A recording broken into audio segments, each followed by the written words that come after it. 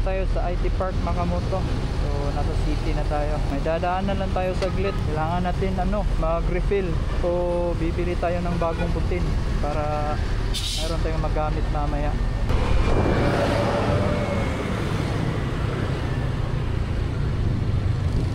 Yes, dito na tayo. Ha?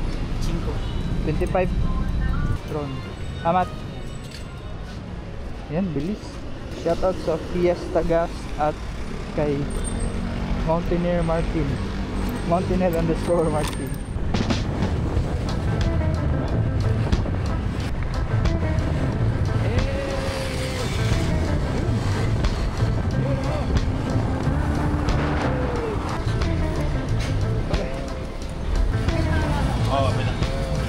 Crispy chicken.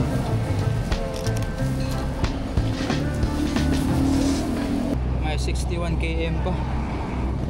Mga 1 hour and 26 minutes. So mga 4 PM na talaga tayo darating doon.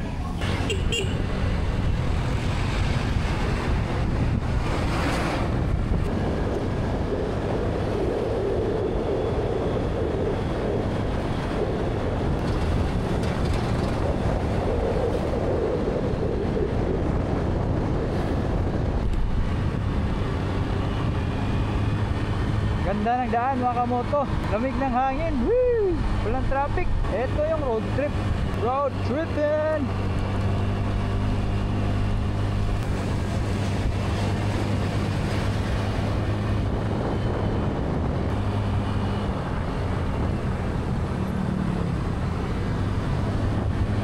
Ay, sarap ng kurbada mga kamoto. Hihi! Yow!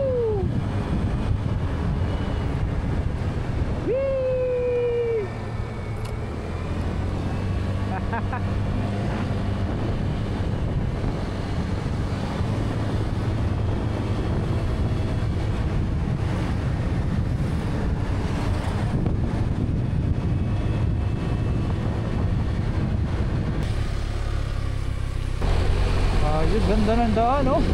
Relaxing talaga yung mga ganitong daan mga kamoto. Daming mga coconut. Island vibes ba? Diba? Lapit na tayo. Mukhang ito na. Semi off-road mga kamoto. Tingin ko wala pa ganong mga tao dito. Malalaman natin yan. Ay, ang ganda. Ay, kunti lang ng tao mga kamoto. Yee! Ganda. Mukhang 3 lang kami dito ah. Sheesh. Ayos. Saan ba to? Walang katao-tao. Parang libre lang ata eh. Ayos na spot to mga kamoto. Baka i-gatekeep ko muna to.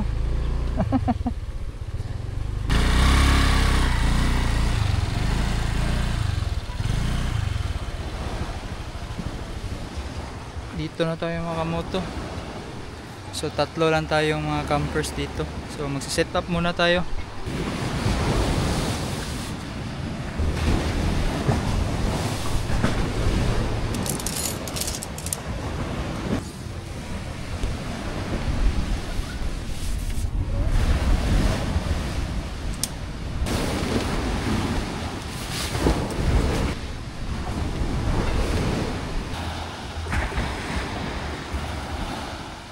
Ganda ng spot natin mga kamoto.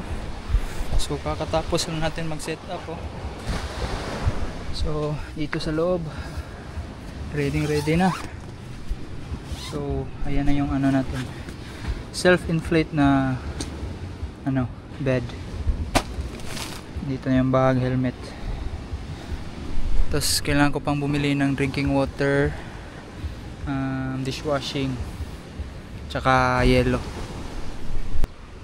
Labas muna tayo kamoto. Bibili tayo ng mga kulang natin habang hindi pa umuulan. Tignan nyo yung view. Sarap maligo dyan. Ligo tayo mamaya at saka bukas.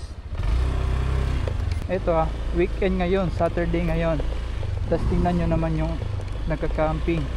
3 lang kami in total. Sensya na Makamoto, pero igigitip ko muna to. Basta bigyan ko na lang kayo ng clue. Somewhere sa North Cebu. Kagandahan din dito Makamoto, 10 minutes away lang siya sa mga stores like 7-Eleven, mga sari-sari. So pagkalabas nito mga 10 minutes away lang siya. Actually matagal na nating alam tong spot na to Makamoto, mga 3 years ago na siguro, pero ngayon lang talaga natin napuntahan, no? Ito, may nakita tayong pharmacy.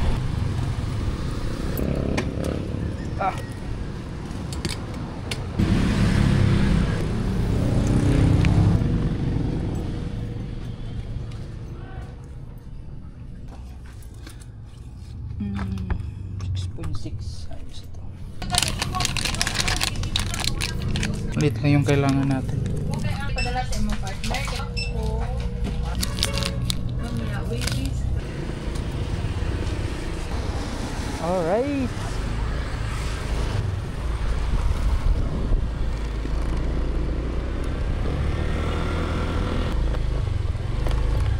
Pag mabuhangin yung lugar, make sure na lagyan niyo yung pwede pagsandalan ng motor niyo para di punta sa ilalim. Bihis na tayo. Try natin yung dagat nila Makamoto, maligo tayo. Pino yung puro yung sand niya pero black. Pero puro, tignan nyo.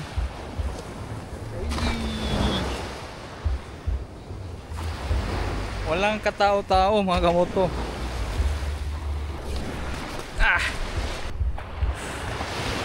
Ligo tayo Makamoto.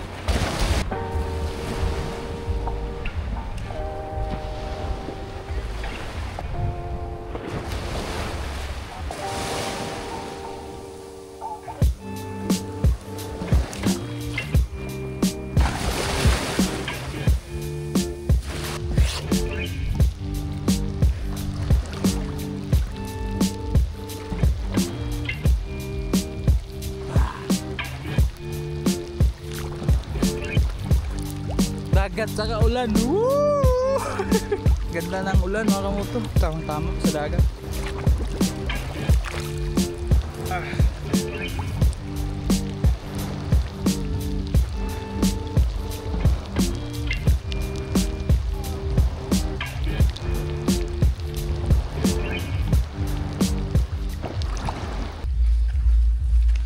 Ito yung ibang part ng lugar, meron pwedeng pagtambayan. Ito yung mga CR at saka shower nila, meron ding sink. Tingnan yung spot natin Makamoto. Tapos yung dagat. Alright, so start na tayo magluto para sa ating hapunan Makamoto. Lulutuin natin first yung rice. So sinukat ko na yung rice sa bahay. So gumamit na ako ng ziplock para pwede nating ma-recycle. So sinukat ko na yan para diretso na lang pagluto kasi bukas din naman tayo magra-rice. Salang na natin to yung rice Makamoto. Medyo gutom na eh.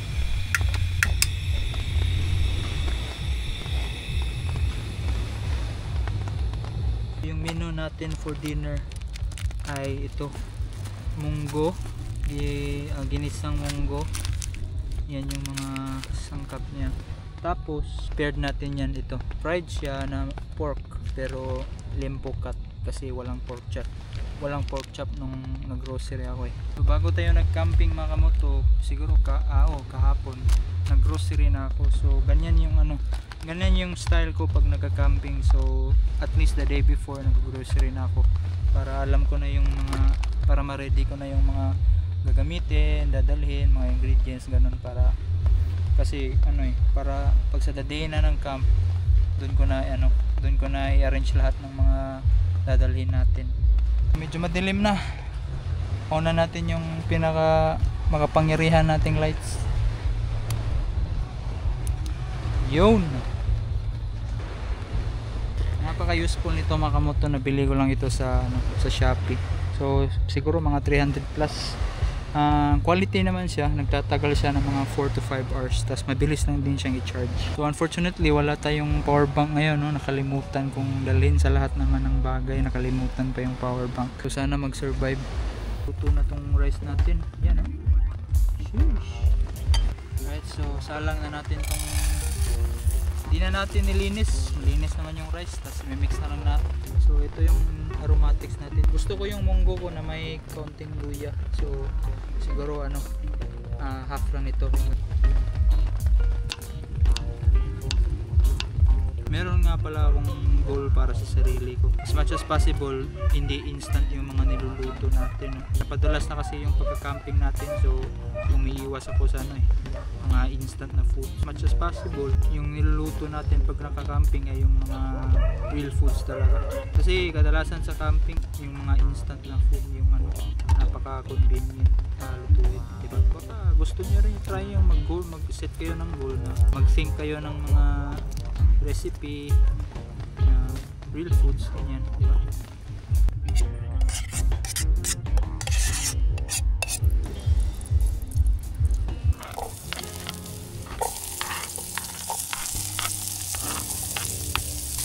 Ito ang naganggol ng mga puro.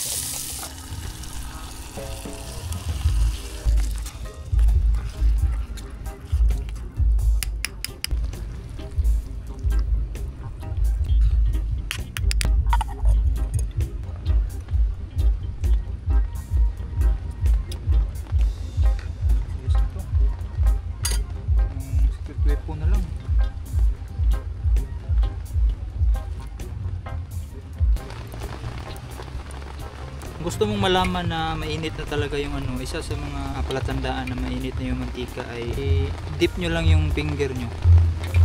Pag masakit, mainit na yun.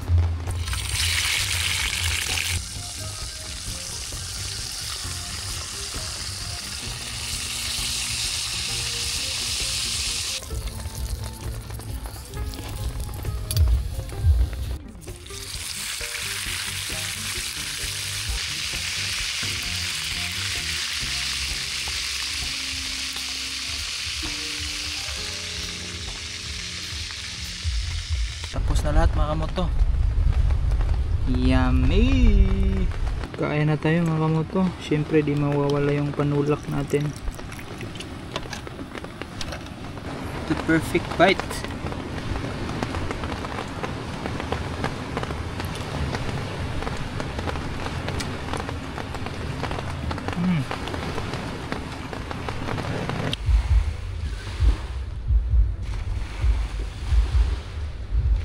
Dito na tayo sa tent mga kamoto. Time check, it's 10:30 PM. Tapos na tayong kumain, mag-enjoy at mag-chill. I'll see you in the morning mga kamoto.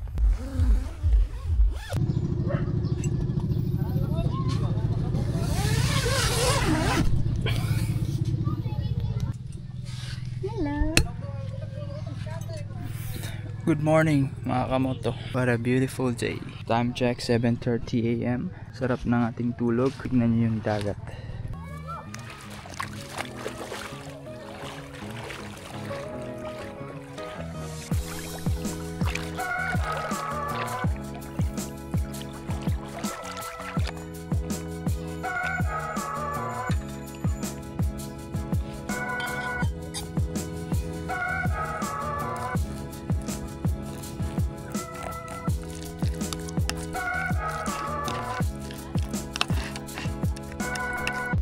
Siyempre di mawawala yung panghimagas.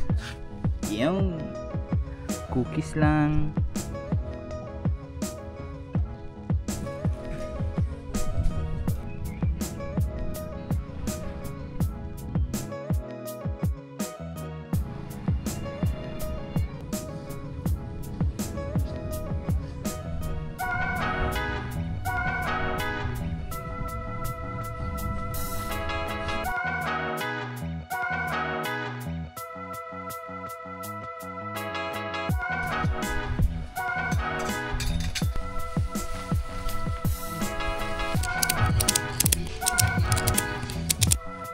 Alright, so ready to go na tayo mga kamoto. Time check, 3:35 na, di pa tayo nakapag-lunch. So magla-lunch na lang tayo along the way sa pag-uwi. Sana naman panibagong adventure na natapos natin mga kamoto. Maraming salamat sa panonood. Don't stop exploring. See you sa next video. Don't forget to like, share, subscribe.